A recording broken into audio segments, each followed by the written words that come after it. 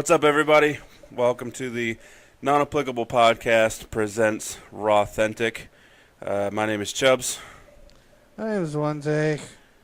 Go ahead and, while we're at it, go on over to Facebook if you want to. Open up a new tab, facebook.com/na.podcast919. Instagram and Twitter at na.podcast919. And while you're here on the YouTube page, go ahead and like this video if you'd be so kind. Share it around with your friends. Especially. And more importantly, or most importantly, subscribe to the channel so you can get updates on when we're posting new things. Plus, we need people to like. Do it. Do it. Do it now. So today's episode is going to be a little different feel from the previous ones that we've done. We're trying to cover a lot of stuff over the course of the past few days. Sunday we had WrestleMania, where if you've been living under a rock and are still a wrestling fan, you wouldn't know, but don't be that guy. Yeah. So I was, as far as WrestleManias go, pretty disappointed with this one. I was when we watched it originally. I watched about... I watched through the tag team championship match. I watched through to that. It was less than halfway. Yeah, and it was a little bit better the second time around, but still a lot. Just a lot of it didn't feel complete. It felt rushed. Like a lot of the matches felt rushed, and actually seeing some of the final times of the match, they definitely were. Right. Like it's your biggest pay-per-view of the year, and you had matches that were like between 5 and 7 minutes long, like more than one of them. Yeah. Some of them were designed like that, like Goldberg, Lesnar, but yeah, which as short as that was, it was still like, whoa, cool. Yeah. Like it wasn't not exciting. Right. Opposed to like Cena and Miz and Nikki and Maurice, like their lead up to it was great, but that's whatever. Onward. So at WrestleMania, Roman Reigns, as predicted, defeated The Undertaker, which we've talked extensively about it, both on the show and off the show. I'm not happy about it. I don't care. I get it. So Roman came out Monday to a overwhelming. Well, yeah, that's also after sound off of booze. Also after almost an 8-minute worth audience just chanting about "Thank you, Undertaker," and then, which I thought was fucking ingenious, I actually laughed when it happened. Is once the crowd started chanting "Roman sucks," they hit his music to have him come out. I was like, yes. Yeah. I mean, there was the F you Roman chants, the shut the F up chants, when he hadn't even said anything yet. A-hole. Go away. A whole, it was about 13 minutes before he even said anything. Yeah. And then all he said was, "This is my yard now," and then leaves. But he did like 3 times where he'd bring the mic up really slow, and they'd boo even louder, and then he'd get a smirk on his face and put the mic down. Yeah. And then at one time he even put his hand out and pointed at it, goes, "I got him in the palm of my hand." Yeah. Which at this point, I don't know how they're not just going, "Dude, we need to turn him heel. This is so good." Yeah. Like he's... I'm one of the few people that I like Roman. I get why people are sick of what they're doing with him, but I don't blame him because booking is bad. For the most part, right. I mean, he does mess up or not have great mic skills, but after watching a podcast that he was on, that's not him. Like he even said he's like I try to do the best with what creative gives us for lines and whatnot. He's like, but if you're not feeling it, people can tell. He's like, I try. He's like, but there's just certain times where I'm like, really? All right. I do have a little bit of respect for him because he's actually enjoying the reaction that he's getting because he's getting a reaction. How many people do you know would have been able to sit out there and listen to the way they were berating him and just be like, and like it. Right. And just be like, this is great. Which just makes him more of a heel, and they need to pull the trigger on it. They do. Think about it. They could have him be a heel for 4 to 7 months, maybe not even that long, to be a good heel run. 4 to 7 months. He could go for years. Yeah. But I'm just saying at a minimum, because obviously if they're going to have him against Brock for WrestleMania next year, you could have heel versus heel and have that be the time where it turns him over, but Brock's going to be the face going into that match. only if you're going by what right now. Yeah. Just based on fan reaction to Right. Roman. That's how it'll be. They could switch it if they want to, though. Maybe. I feel like changing him heel it more aptly just kind of make the crowd reactions fit better. But I also think it would help the development of his character, and I think people would start, grabbing on, buying into it. Imagine him coming out as frequently as they make him come out and doing as little as he did. Like, obviously it was the Raw after Mania, so Yeah. it was going to be more extreme than normal. But imagine him coming out when he does normally, dealing with the boos, kind of looking, smirking, messing with the crowd a little bit, and just saying, not the same thing every time because that's just stupid. Yeah. But just literally saying whatever his agenda is and then leaving. I'd be okay with It'd it. be great. Even if Paul Heyman leaves Lesnar and then brings Roman in as the next Paul Heyman guy, because Brock doesn't say anything. Yeah, and when he says something, it's usually he leans over to whisper in Paul's ear. Yeah, Which is, let Paul be the mouthpiece for Roman. yeah. I think that would help a lot too. But that was it for Roman with the night. I was surprised that Taker didn't come out at any point just to kind of get that farewell send-off like Ric Flair did when he retired and Yeah. HBK when he retired. I think that would have been an emotional event. Yeah. But as they have since Mania, they're missing. There's just one little thing for just about every segment that they could do that would make it better. Yeah, I agree. So also at WrestleMania, as we move on through the episode, Yeah, it's kind of going to be broken up, not really in order, but in order of how it matches up with Raw. yeah, the Hardys returned at WrestleMania, minus the broken gimmick to an extent. Mostly. It was a broken gimmick. Yeah, it was a meta broken. Matt Hardy took to Twitter and said that the fans' reaction at WrestleMania had sort of Healed his condition. If it can be. Or is what he subsided it, I guess. Yeah, Yeah. if it could be healed. You could tell during the match because almost every time he start the delete chants with the fans, the cameras would cut away. Yeah, I did So- notice that.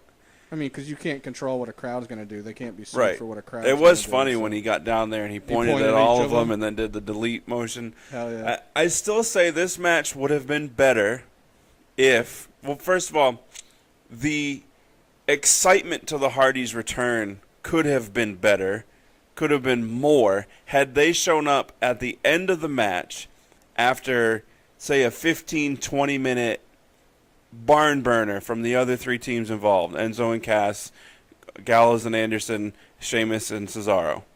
They're all laid out, and then either through the crowd or come running down I-95 that they built the ramp on. Yeah, from Jacksonville. The Hardys they run in, they look around, they look at the carnage in the ring, and then they look up at the belts, and then people are going to start a delete chant, and then they just shrug their shoulders at each other, they climb the ladder, and they grab the belts, and that's it. That would have been huge if they had done it that way. It would have been. And like I said, I went back and watched the match again, and even though I still think that would have been great, the way they did it, like I've literally watched them being or them coming, their music hitting, and I still get goosebumps every time, and I've watched it, no exaggeration, at least 50 times. And the full match 2.5 times.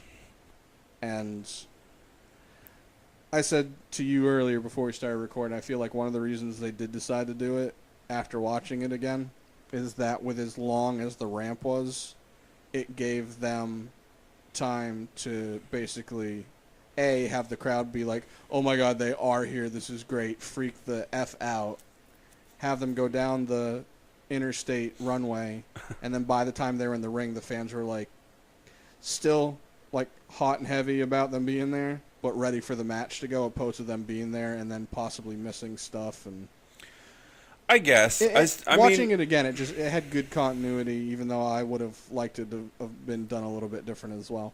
I can't agree, because given how much of a letdown WrestleMania was for me personally, I think if the Hardys show up in the fashion that I had just explained and then we're gone, then the crowd's continuing to buzz past that match. Whereas here come the Hardys at the beginning, huge pop, we're really excited. The whole 5 minutes it took them to get down to the ring, still screaming. We're starting to lose our voices probably at this point. And then they have the match for 11 minutes, and then it's over, and then it's like, okay, cool, we just saw the Hardys. What's next? Oh, that's a letdown.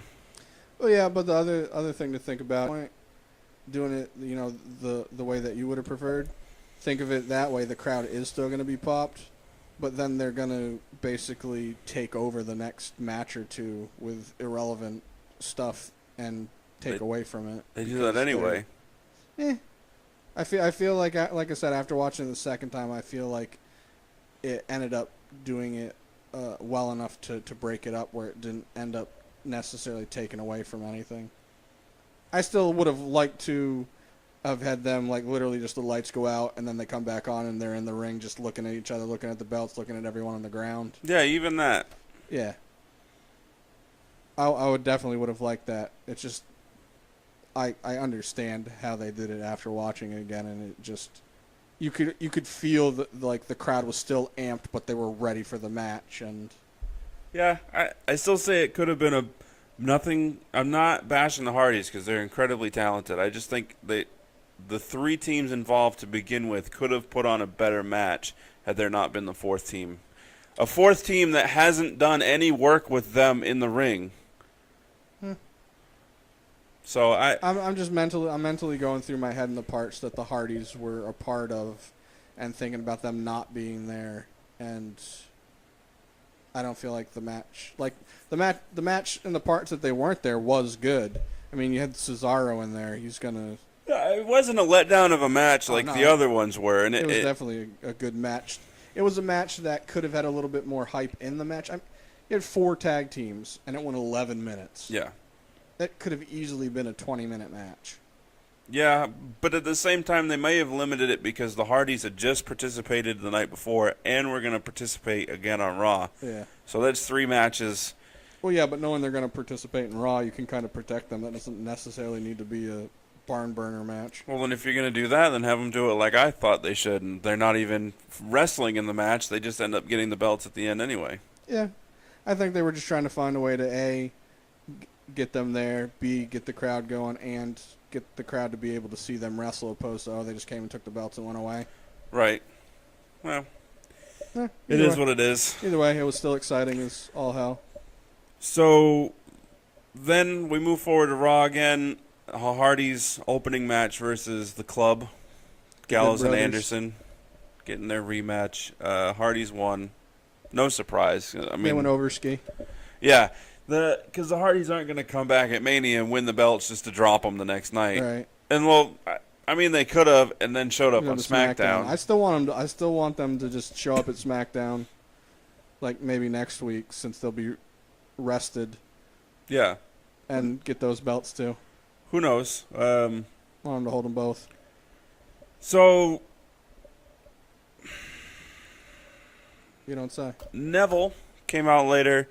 So Neville, Cruiserweight champion, king of the Cruiserweights, participated on the pre-show of WrestleMania. First match, right? Yeah, it was, 5:30?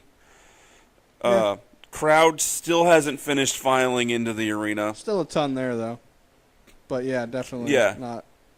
And then puts on a hell of a match with Austin Aries. I feel like they could have done better. I really wish that Vince and everyone that agrees with Vince in the company would let 205 be different. Like, they just have... Like, during the tournament, when they did the Cruiserweight Championship tournament... Yeah. Like, they were doing all this high-flying stuff, and it was crazy. And then they go to 205, or they get onto the main rosters before they debuted 205, and it's just like regular WWE wrestling, mat stuff, and a little bit of jumping off the ropes. Like, Yeah. I get that they want to protect the wrestlers and stuff, but these guys are professionals. They, A, know that they could get hurt. Right. And B, that's what they train for and practice this stuff for. Yeah. It's not like you're just throwing a guy and go, hey, you've never done this before. I want you to jump off that top rope, land on that ladder, and then do a flip-a-rooney. Right. Like, they practice this stuff. Let them showcase all of their skills. Full disclosure, I haven't watched 205 Live at all. Do they showcase that stuff on 205 Live? Not that I've heard. I heard that the week or two before Austin Aries came back, they started, like, releasing the reins a little bit and letting them do more. Okay. But overall, didn't seem to be. I just, when you have Raw and Smackdown that are separate brands now, and then you have 205 Live and you have NXT. Right. So you have 4 shows, and plus they're working on the UK one. Right. You need to have variety, which I think NXT does a good job of, because it definitely feels more gritty. Yeah. But in the ring, it's still the same, more or less. Yeah, because NXT kind of has to rely on quality of superstars and writing. Right. Because the quantity of the roster is not... I mean, as soon as you bring one up, 2 of them are jumping to the main roster. Yeah, and it's also the performance center, so it's a learning process for almost everybody, unless you Right. get guys that, were in the indies and came and they're just trying to get them acclimated to the WWE way. It's like the college version of sports, or It's like a minor league. the minor system, leagues, yeah. because they're trying really hard to get up to that main roster so they Trying can really hard. get that money. Yeah, but it's like, I think it probably wouldn't be as bad for me if I didn't watch Ring of Honor, and if I didn't watch like PWG and New Japan. If I didn't watch more wrestling, it probably wouldn't be as noticeable. Right. But you watch these other ones, and some of the stuff they do, I'm just like, that's not happening if you go to WWE. Right. And some of the stuff, I'm just like, you shouldn't do that regardless. Just don't ever do that. But some of the stuff, like a variation of that.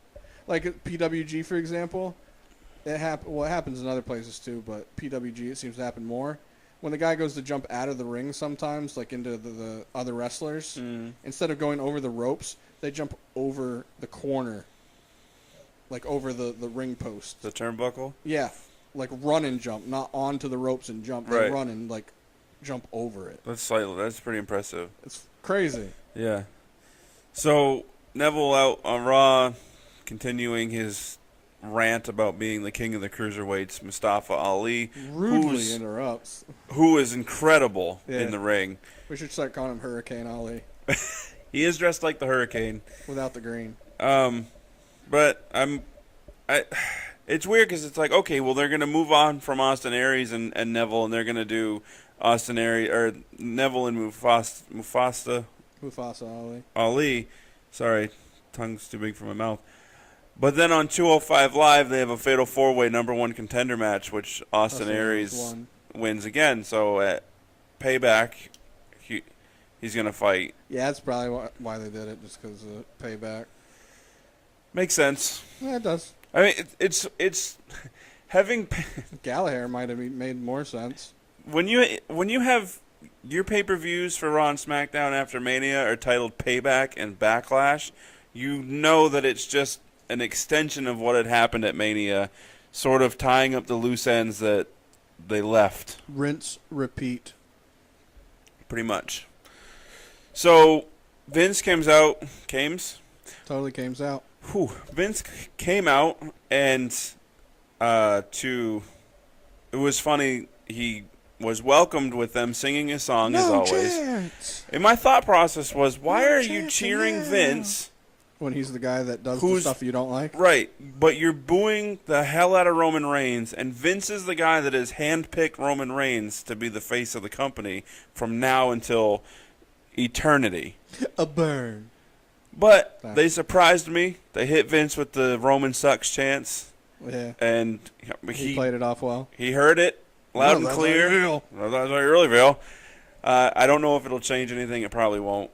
Vince is a bit too seasoned to care. Have the Triple H when they started chanting CM Punk a couple weeks ago, and he was all. Yeah.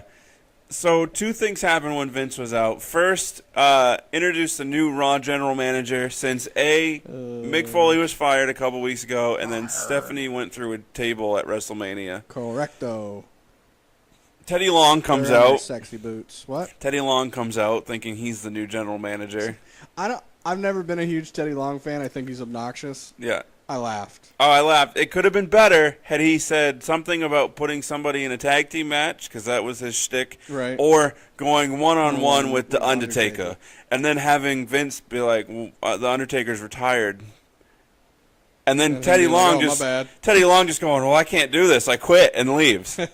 I just thought it was funny that his music cut and he was still dancing, and Vince was like, Teddy! Yeah. Teddy, stop dancing! Teddy! Can you really call it dancing, though? Seizure on a not ground. So, anyway, Teddy Long leaves, and then Vince dances out with no music again. Right, and then Vince introduces the new Raw general manager, which we've seen coming a mile away. Another thing I still wish they did differently, even though I'm okay with it. It's just a thing where, even though we knew it was coming, the way that Vince introduced him, I didn't want to hear his name. Right. I just wanted his music to hit. I agree. But Kurt Angle, recently inducted into the WWE Hall of Fame, comes out. Him and his 4-foot diameter neck. Right. Reigned with "You Suck" chants to the tune of his music, which is more of an homage at this point. Yeah, because clearly he doesn't, and it is an homage, and he loves it. Oh, eats it up. So he comes out in a suit that looks like he forgot to have dried. Oh, yeah, he was sweating. Yeah. Maybe he let Goldberg wear it. Well, yeah, Goldberg sweats. That's terrible. That's another story for another day. So Angle is their new GM. He had some funny moments throughout the night backstage. Did you happen to see when they did show him later? He had his box that he was unpacking, had his medals and his wigs, and it has that little cowboy hat. I laughed so hard when I saw that. So some quality segments. I'm looking forward to having Kurt Angle back. The thing is when he was first in WWE, I was still watching frequently. Yeah. And you don't realize how good he is until he's back now. I'm just like, his timing, his wherewithal, I guess you could say, just the way he was talking to everyone else, like during his segments, so good. Yeah. Just because it's so fluid and real. Mm-hmm. So it gets you into it, opposed to you're just like, oh, this is a gimmick. This is scripted. Right. It's good, but And the benefit for him having been in other promotions. Thank you, TNA Impact. Did he do New Japan? I don't think so. He did. Did he do Ring of Honor? No, I was thinking TNA. But he did a lot of indie stuff. Yeah, he's got to learn from these other promotions where the leash isn't as short. Yeah. And he's been able to hone his skills Yeah. on the mic and working with other people. Yeah, because I guess supposedly he was saying that he was working on, his gimmick a little bit and then forgot that it's different now where they have a creative crew that does, like, the writing and stuff. And right. He's like, oh, okay. Right.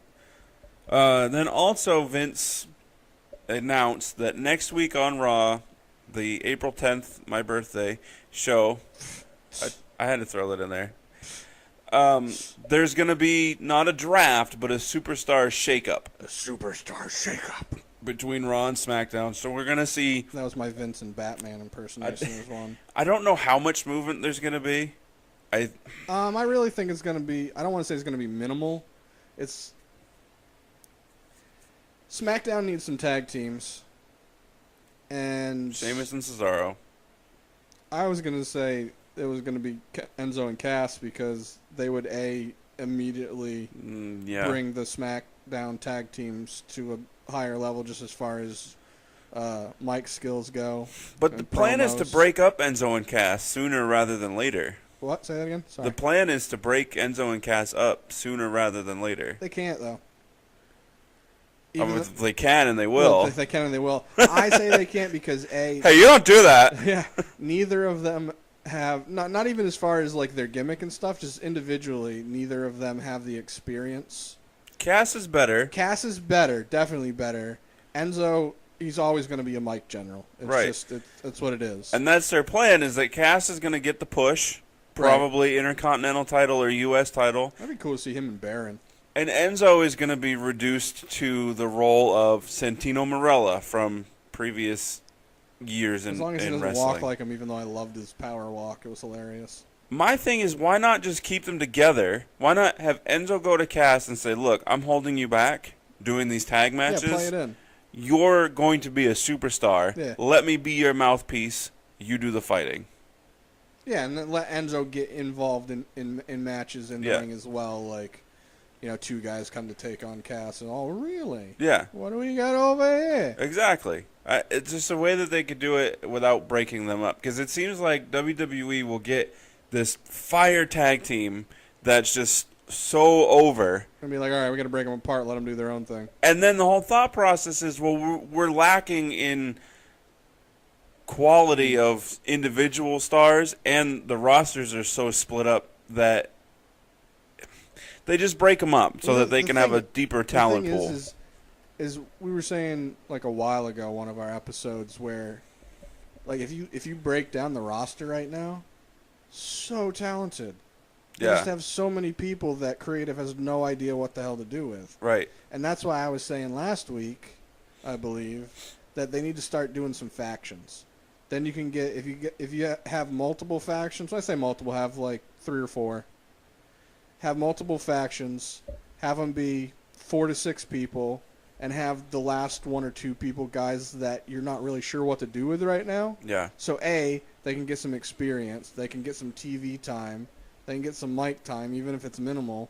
Right. Work on some things. Go, all right, this week we're going to try, since we don't know what to do with you, go with this, we'll try it, see how the crowd reacts. If they like it, we'll extend it. If they don't, we'll try something else. Like if you make it a small enough portion, the fans aren't going to be like, what the hell are they doing? Right. But the problem with WWE and their factions is that they are so poorly constructed and booked that very few of them last and make an impact. That's why I understand that they have creative, but when you know for a fact you have people that have done it before in other places and know what they're doing, right? Give them more of a say. Finn Balor, for example, AJ, for example, the Club, for example. Right. You got a bunch of guys that have been wrestling for a long time that know what they're doing and know how to get people to react. Let them. I agree, because the other promotions have factions that work. Yeah. Or have had factions that work. WCW had NWO, which ended up being like 75 of them. They ruined it because it got too big. Yeah, that's what I'm saying. For a hot minute, NWO was the faction in professional wrestling. That's why you have the Bullet Club now. Right. I'm with you on that one. So, later on in the show, New Day comes out. New Day? Having not had a match at WrestleMania because they were the hosts for some reason. I don't know if it was a punishment to Xavier. That kind of feels weird to punish all 3 of them. Yeah, it's hard to just punish one of them. But not really. Anyway, they came out, and since they didn't have a match at WrestleMania, they issued an open challenge. And as we all know, the Raw and Smackdown after WrestleMania is the time for NXT call-ups. Yeah, debuts.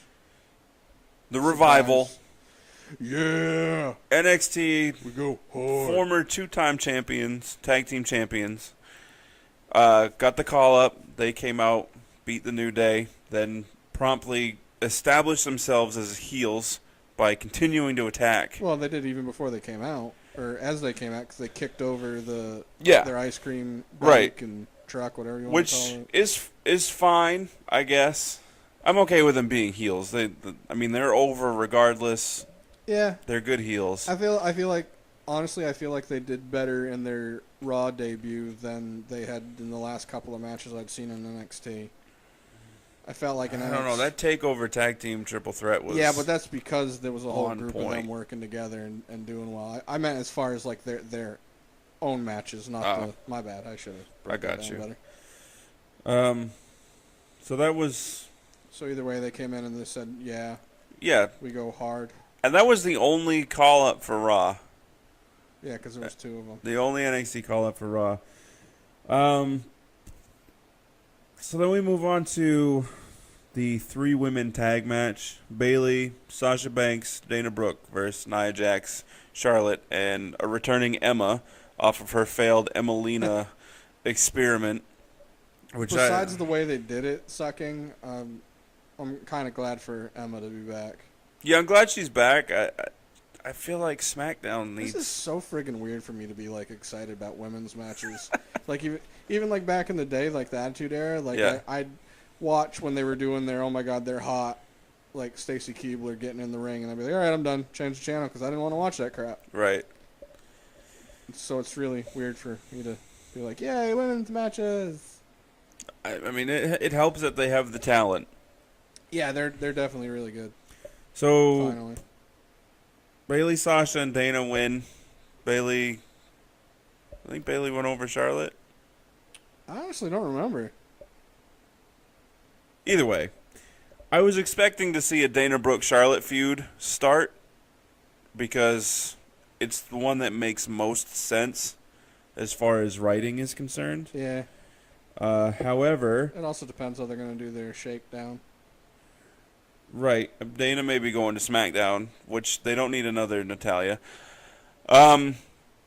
But Charlotte and Nia Jax, Yeah, it seems to be the way they're going with it. it may be in an effort to help Nia Jax. Which, I mean, we were She talking needs earlier it. before recording. She is getting better, but she's still just not very good. Like, all her stuff is, you run into me, fall, I push you into a corner. All right, it's... Even with her getting better, especially, she's getting better at trash talking, which is helpful. Yeah. And she's getting a little bit better on the mic. Her voice doesn't match her, in my opinion, because she's a big girl, so her being, like, dainty-voiced is kind of weird. You think she should have a hefty voice? That'd be even weirder. I mean, she shouldn't have a Natalia voice, because that's Right. just... Well, she doesn't smoke 30 packs a day. Right? But I really think that I'm the only one that caught this. Is after the match, and the ref brought the belt over to give to Bayley, Right. and Bayley, like, was playing the, holding the back of her head because she was playing the hurt part, and Sasha grabbed the belt, and she kind of looked like she was just going to hand it over to Bayley from the ref, but just the way they did it, Bayley grabbed it from her real quick and was giving her, like, this side eye, like, what the hell are you doing? Yeah. And, like, the whole time, like, was just staring at her, but, like, the announcers didn't say anything about it, and I've seen other recaps of the show, and nobody brought it up. I was like, am I the only one that saw that? I'm wondering if Bayley didn't know that Sasha was going to do it. And Well, I since just the feel- thought is that Sasha's supposed to turn heel, Bayley read into it. Right, that's even if it was just the Bayley doing it, I still feel like your announcers should be paying attention to what's going on. And Right. And I apologies, neglected to point out that in the Fatal 4-Way Elimination match at WrestleMania for the Raw Women's title, Bayley wins Bayley went over. over Charlotte. It was a good match. It was actually a really good match. Charlotte's like corkscrew moonsault from the top turnbuckle to the outside of the ring. She's crazy, man. Great. It's, The one thing that the first time I watched it, I really didn't like it. The second time it didn't bother me, but I wish they would have done it differently, is how they finished the match. yeah. Was her just doing the Randy Savage elbow, Yeah. which at first I was like, all right, whatever, anniversary, whoop-de-doo, one of her favorite wrestlers, I get it. Yeah. Oh, yeah. But then I was just like, how are you going to have a pay-per-view where you don't even allow her to do her finishing move, which is also a horrible finishing move? Yeah, I mean, do the Bayley to Thank belly you. and then do the elbow the Bayley drop. to belly should have been the setup for the Savage elbow. Yeah. I mean, that should be her finish right there. Yeah, totally be okay with that. Because driving the point of your elbow into somebody's heart is more of a finisher than a Bayley to belly that anybody can do. Right. And then it's not a Bayley to belly, it's just a belly to belly. Yeah, she just happens to be Bayley with belly to belly. So Put my belly on her belly. it's one of my favorites. There's something wrong with her stomach. What? Mine's not on it. I'm good like that. So Moving on, we have a new WWE Universal Champion. Brock Lesnar defeats Goldberg at WrestleMania. Here's my In a problem. very exciting match that had no continuity whatsoever. Here's my problem. Goldberg's already 2-0 against Lesnar going into it. 2.5. Goldberg squashed Lesnar at Survivor Series in a minute 26 with 2 spears and a jackhammer. End of match. WrestleMania comes. Goldberg hits 4 spears, one of which through the outside barrier. Outside barrier. I think it was the wrong one because Goldberg said he almost lost his ear on that. Yeah, he kept like grabbing his head, thinking he was bleeding. Because there was a lot of metal, and there usually isn't when they put him through the barrier like that. That's supposed to be the one, though. 4 spears and a jackhammer. Lesnar kicks out. All of a sudden, he's just impervious to Goldberg. Even though all the previous ones completely knocked him for a loop, and he was like out. And these were good spears too. Goldberg, that first one that caught him off guard when he was turning around. Best spear in the business by Goldberg. And Lesnar also manages to hit 10 German suplexes and a single F5. Which suplex-wise, good on Goldberg, because we did it over-under if it was going to be... Did I say 3 or 5? You said 3. I said 3. I only said that because I didn't think Goldberg at his age was going to be like, yeah, I'll take 10 of them. Right. Those are big bumps to take. Yeah. Luckily, having Lesnar being the one administering them, he can throw you well enough where instead of him like launching him, he was like kind of like if you were trying to skip a rock type deal. So it wasn't like huge land bumps. It was just he had to brace himself. So. I mean, Lesnar, I would trust Lesnar to give me a German suplex. I wouldn't. My back can't take that crap. Knowing that he wasn't going to throw me so hard that I was just going to flip over and land and break my neck. Yeah, like he knows what he's doing. So, either way, that was my main problem with that match is that... Yeah, no continuity. It made no sense. It didn't. It was an exciting match, but you can't, you can't have a guy get speared once and jackhammered and then completely is done. Yeah. And sells it as I'm destroyed for like minutes after, has trouble getting up out of the ring and up the ramp. Right. And then all of a sudden you can take 4 and through a barricade and a jackhammer and just like, I'm good, bro. Exactly. And I also thought they could have done a better job with entrances because a lot of WrestleMania is the fanfare, it's the wow factor, it's the visuals. It's the show. The entrance for Goldberg, I would have loved if they had done what they did for the trailer of WWE 2K17 video game, where they had cops driving to this place and they pick him up, and as they're taking off with him, you see the reflection in the glass, the highway exit sign for Suplex City. Why not put that in to the entrance for WrestleMania? That would have been great.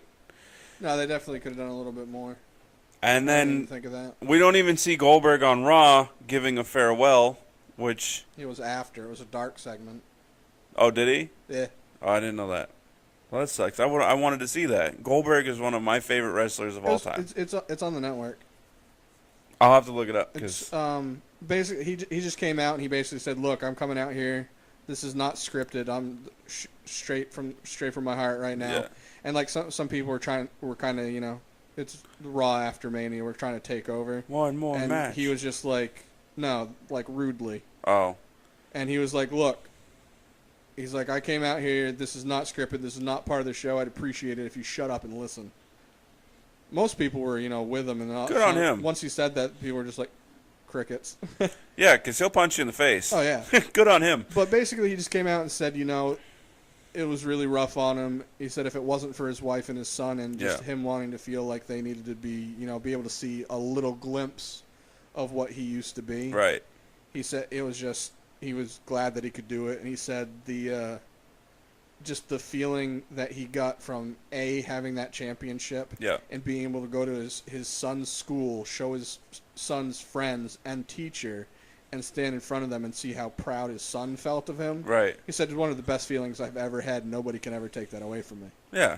And it was funny because he the whole time, like he started out where he was addressing the crowd, and then he turned to where the announcers' tables were because behind them is where his wife and son was, and he just basically talked to them instead. Yeah. Which I thought was great. And he's like, come here, son. So his son jumps over and he fell, which is funny. And Goldberg plays it off. He goes, look, he's taking bumps already. Did he keep his shirt on this time? Yeah, he kept it on. Okay. He goes, he's taking bumps already, and that's more bumps than I took in my whole career until last night.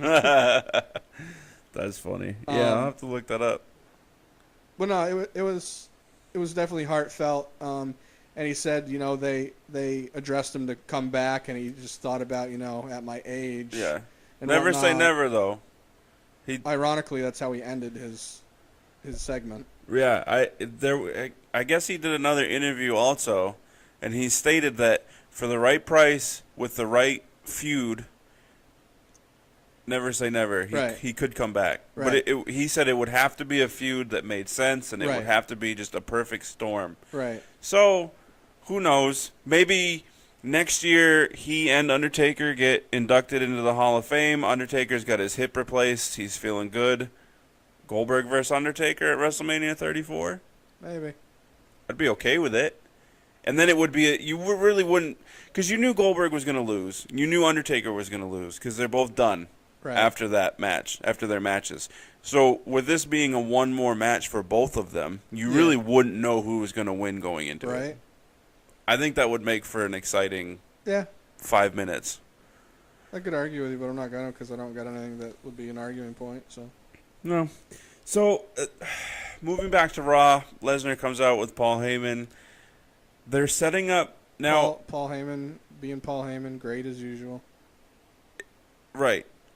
It was my understanding that next year's WrestleMania was going to be Brock Lesnar versus Roman Reigns That's what for they're leaning towards. a championship. Doesn't necessarily need to be the Universal Championship. It's going to be a championship. It could be the WWE Championship because I'm assuming Roman is going to SmackDown. There's been rumors about it, and if they do, does that mean they're going to send Brock there, or are they going to make Brock open?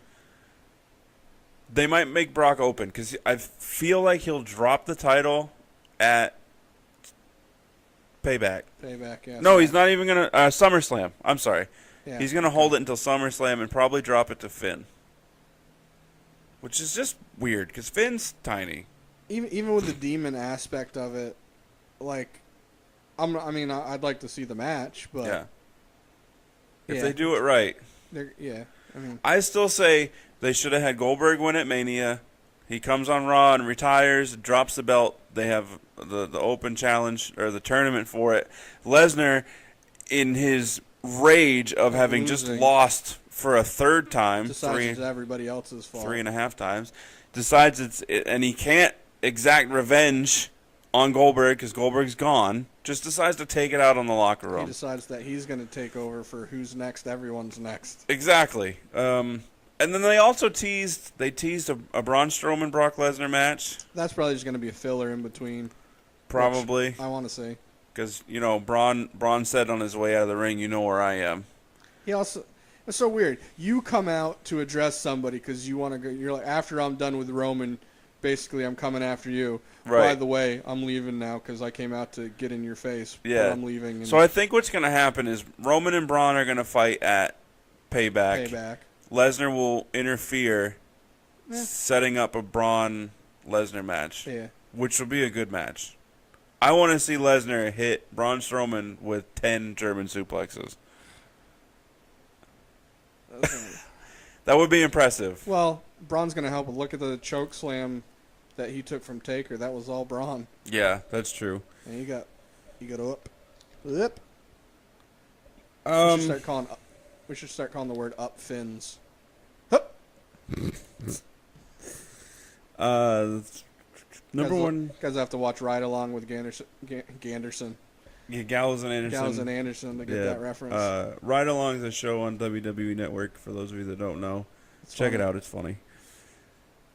Number one contender match for Sheamus and Cesaro versus Enzo and Cass. This is one of the things that made me think that Enzo and Cass are going to go to SmackDown. Yeah, because before the Hardys showed up, I was pretty certain that Enzo and Cass were going to win that ladder match. Yeah. It just made sense. They never won it in NXT. Right. They're super over, even though there was that little stint. I really think that the feud that Enzo had with Rusev kind of took away because that was just stupid. Like, you can't have your face doing like major heel stuff and trying to get pops. Like, he basically tried to commit adultery. It may have just been in a way to try to get Enzo some more in-ring experience. Yeah. But it was just him getting beat up and Cass. Yeah, when you're fighting him, Rusev, you're more or less just learning how to take bumps. They could have just done it differently. Where they should have done it or left it where Enzo was naked. Yeah. And walking out, and then Lana saw him. They should have played more of that opposed to Lana inviting him back and him going. And right. That was just ridiculous. So Sheamus and Cesaro defeat Enzo and Cass. So they'll fight the Hardys. I'm assuming at Payback. Which, I don't know, it doesn't really make sense for the title of the pay-per-view because they didn't lose the belt to the Hardys. Gallows and Anderson did. Yeah, but they lost. They can play it into you took our opportunity away by showing up unexpectedly. True. And Gallows and Anderson lost their rematch on Raw. So, and before we get into this match that happened sort of randomly, the Sami Zayn versus Jinder Mahal. Not really random because on Jinder's going to SmackDown. I want him to just go away. I can't say that because I don't feel like I see enough of him to have in ring wise. I don't have enough. He's one of those guys that's just it's taking up space. You have too many guys and not enough titles. It's time to cut the fat, He's which the is Indian version of We Are the People. Right. It's time to trim the fat, which is ironic because he has none because he's All been of a juicing sudden. for the past 5 years. Jinder, the wellness striker. That's what I'm going to start calling him. So there was a little bit of a... See, and I think he's going to go to SmackDown for this reason. WrestleMania, Andre the Giant Memorial Battle Royal. Mojo Rawley from SmackDown wins with the help of Rob Gronkowski of the New England Patriots, who got into it with Jinder. So it makes sense for Jinder to go to SmackDown and feud with Mojo. Yeah. Doesn't make sense that Mojo won. I'm okay with him winning, but he was not my first, second, third, fourth, or fifth choice. He was... I'm trying to remember who all was in it. I think he was my fourth. My first choice would have been the Big Show. Yep. Hands down, because it's Big Show's last WrestleMania. He was supposed to have a match with Shaq, which I think would have been awful anyway, but it was more just for the moment. It was a spectacle thing. It was for the WrestleMania moment. So he gets reduced to the pre-show in the Andre the Giant Memorial Battle Royal. It's his last WrestleMania, as we said. Let him win it and become the first two-time winner of this Battle Royal. Instead, he gets eliminated early. Yeah, there 2 was minutes in. 30-plus people in the match. Yeah, or it was 33 of them because it was WrestleMania 33. Right. Braun eliminates 5. Big Show eliminates 3. Yeah. And then all of a sudden, Show's eliminated, and then Braun's eliminated. And just really? In case you didn't see it, both of them got eliminated by basically everybody. So right. At least it was. No, it was still dumb. It was ridiculous. Yeah. Especially the lead up of the go home Raw where Show had that over the rope thing. Right. And Braun came out and was like, hell yeah. Yeah, they should have been the final two left in that. And then put on a little bit of a match because last month when they fought on Raw, there was a good match. Yeah. For two behemoths to put on a match like that. Big Show being old. Right. So, I mean, let him have it. I feel like WWE just slapped him in the face. They got their ladder and climbed it and slapped him in the face because he's tall. He's the Big Show. I don't know. I couldn't agree. He's literally the guy that's done anything and everything they've asked him. Like 1 week he's the heel, and the next, literally the next week he's the face. Right, that's what's needed. And then he's crying. He's making himself cry so he doesn't get fired, and then he's getting fired. And early on in his WWE career, WWF at the time, they had that huge storyline with him and Big Boss Man, where Big Show's dad died, and Big Boss Man went to his dad's funeral and hooked the casket up to his truck and pulled off with it. You're going to put a man through that, although albeit fake. You're going to put somebody through that and then just not have the decency to give them, a solid going away present? Yeah. Come on. Sorry, I'm really heated about that because he's been the consummate professional. He's the company guy. He'll do whatever you want. He's been working really hard to get in shape so that he can finish up his career on a good note. He doesn't ask questions. He just goes, let's do it. Yeah, and it was just a big, sorry, Show, F you. Not only are you going to lose at WrestleMania, at a crappy match, it's going to be really quick. Yeah, it's going to be on the pre-show, where only one of the matches, 3 matches on the pre-show, only one of them was worth a damn. Yeah. And that was the Cruiserweight match, and we'll explain the third one on the Smackdown show, and we'll watch explain it. to you why it was a letdown. So that they set up a Zayn versus Jinder Mahal match because Sami Zayn was talking to Kurt Angle. Kurt Angle said, "You have the Another 3 good segment. eyes: intelligence, integrity, and intensity." Not in that order. Mahal interrupts and says, gives Zayn a hard time for interrupting him, which is, I guess, a heel thing. And then they had a match. It was fine because Kurt was like, go. Yeah. Kurt says, we're going to settle things in the ring around here with me in control. That's what we did back in my day. That's what we're doing now. Right. So, Sami Zayn beat Jinder Mahal. The best way to have an anti-bullying thing for wrestling, go beat each other up. Exactly. And lastly, the last thing we're going to talk about for this episode. Bobby Lashley? No. I wish he would come back. So we had it was originally set up for Jericho and Rollins to fight Kevin Owens and Samoa Joe. Now, Samoa Joe was not featured in WrestleMania, not even shown at WrestleMania. He was there too. Yeah. He's one of the biggest names in professional wrestling, and you're going to keep him off your biggest show, even if it's just a run-in appearance? Yeah, even a distraction. Right. Give him that WrestleMania money. But at the same time, I'm sort of glad that he didn't interfere because Kevin Owens went over Chris Jericho clean for the U.S. title. I was thinking the Triple H Seth match. Oh. Well, yeah, I was thinking... Either way, he had 2 matches he could have got involved in and didn't. Both. Yeah. You're WWE is not secretly trying to set up a faction with Triple H, Right. Samoa Joe, and Kevin Owens. They're not talking about it, but it's just being done in front of us without being spoken of. Right, which is weird to me, and depending on how it all comes about, I'll save my judgment until then. I want to say they're still waiting for that 4th person, and I think it's going to be a surprise person. Shelton Benjamin.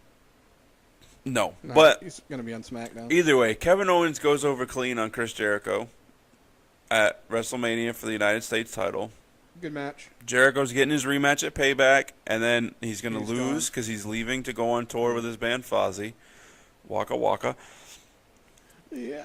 And then also in the non-sanctioned match, which was pointed out at least 10 times by Michael Cole during the match, Seth Rollins goes over on Triple H, which we knew was going to happen. Yeah, it was a good match. Triple H is at that point in his career where he's there to put people over. Yeah, he's there to put people over and advance storylines and and plus it helped. I mean, who else was going to turn Seth face?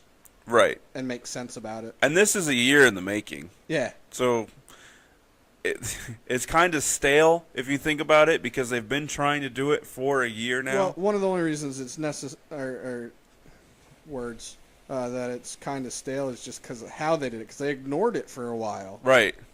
Which... The elephant in the room, let's not look at it. Yeah. And then they finally approached it, and it was like, yeah. Yeah.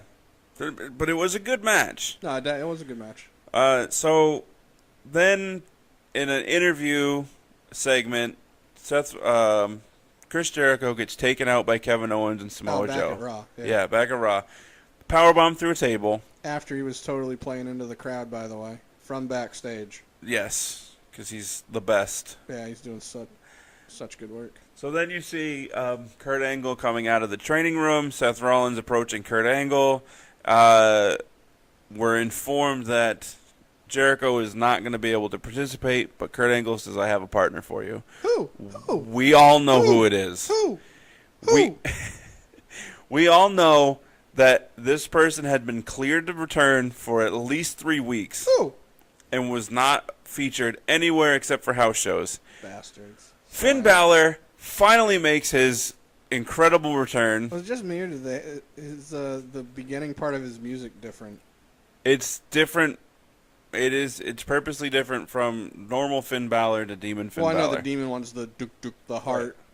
But it just just like the first 5 seconds seemed a little bit different than his normal. I'm going to say it was the same, and it's just... It could have been my ears as well, because... And he hasn't been around for a while, so not hearing it. Yeah, but I also have watched almost all his house shows since his return, not on TV. And Man Crush much? Huh? What? I like to be entertained in his entrances. Oh yeah, I love his entrance. It was funny because it looked like he almost forgot to run up to the turnbuckle. Yeah, he was like, and he looked at it real quick. But he got there on purpose. But yeah. So Finn steps in to replace Chris Jericho. Teams up with Seth Rollins. They defeat Kevin Owens and Samoa Joe. One thing I didn't like about that is I don't feel like they played into it. They did, but I don't feel like the announcers did a good enough job of playing into Seth being the one that had Finn out. Like, they said something about it, but I don't feel like they put enough emphasis on it, especially with them being tag partners. It felt like, hey, we're just putting these guys together, we're kind of mention it, and then everyone else ignore. Yeah, it was mentioned, I want to say a couple times, including after the match, because they stood in the ring face-to-face. I would have loved to have seen Seth go for a handshake. Agreed. And then I was just gonna say that Finn Balor go for the Bullet Club symbol or the handgun. Not actual handgun, but make a gun with his hand, for those of you that can't see what I'm doing. I think that would have been cool, because I think, are they going to fight at Payback? Or is it Rollins and Joe? Well, the rumor is that they're going forward after WrestleMania is supposed to be Seth and Joe. Because it makes sense for the Payback aspect for both matches. Yeah. Rollins wants to give Payback to Joe for re-injuring him, which, I mean, would make more sense if he had missed WrestleMania because of the injury. Yeah. And then the other angle is Seth Rollins versus Finn Balor. Finn Balor looking for payback for having an injury, again, an accident, a fluke.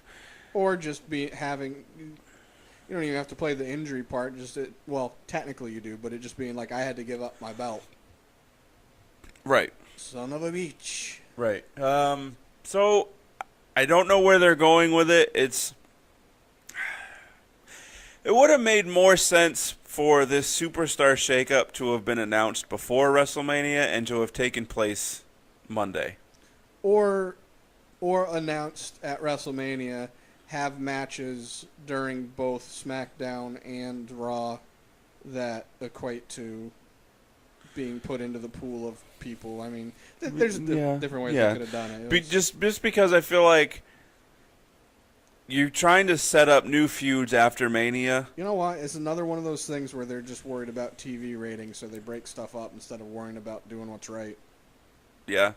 No, I can get with that. Because you're going to set up these feuds that are possibly going to just immediately be squashed and broken because you're going to move superstars. Not Matt. Right. Not broken Matt. I want to say that's it. Did I miss anything that you can think of? We might have missed a little bit of Mania stuff, but honestly... Well, I mean, we haven't covered SmackDown because that's for the SmackDown episode. Yeah, I was just trying to think of other Raw stuff involved in it, or 205, but there was only the one 205 match. Right. Yeah, other stuff's SmackDown. That's why it kind of sucks that some of the people on SmackDown wear red. So in my head, I see the red, I'm like, Raw. I know what you're talking about. Well, him too. I might. Her too, I mean. Well, then we'll call that the end of our RAW-Thentic. Just this episode, not forever. Right. NA Podcast presents RAW-Thentic. Shout out to Harry for the name. Hot father. I put it out there that we were looking for a name for the show. He was the first and only one to respond, and it was quality. Quality. So, once again, head on over to Facebook, facebook.com/na.podcast919, Twitter and Instagram, @na.podcast919. While you're here on YouTube, give us a like. Go ahead and share us around. And while you're at it, click subscribe. Yo. And that's it for us. Deuces. Double deuces. Jerks.